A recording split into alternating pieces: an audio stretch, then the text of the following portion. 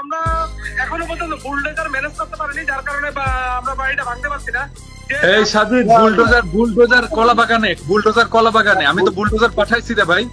আপনারা যান না, সামনে যান, আপনারা একটু যান না, 5-10 হাজার লোক যান, বুলডোজারটা নিয়ে আসেন। ওই যে মিরপুর রোডের ওইখানে দেখেন সেনাবাহিনী থাকলে এদেরকে বুলডোজারের উপর দিয়ে চলে আসবে। একটু আমি বলি, আমরা একটা বুলডোজার ম্যানেজ করেছিলাম, সেটা ঢাকা ইউনিভার্সিটি এবার থেকে একটা ম্যানেজ করা হয়েছে, কিন্তু সেনাবাহিনী বুলডোজারটা আটকিয়ে দিয়েছে আর কি। সেনাবাহিনী আপনারা যান ওইখানে, আপনারা যান ওইখানে। কেন সেনাবাহিনী কে? সেনাবাহিনী কে?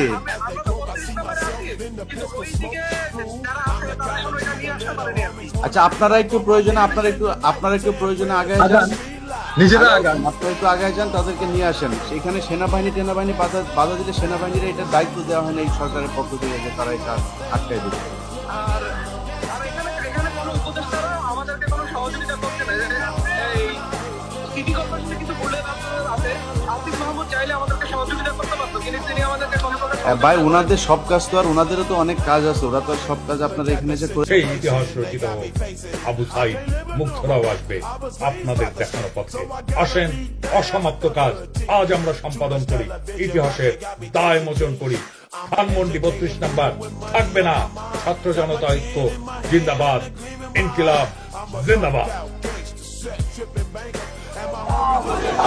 হ্যাঁ, ঢুকে যান, আমরা রেডি আছি।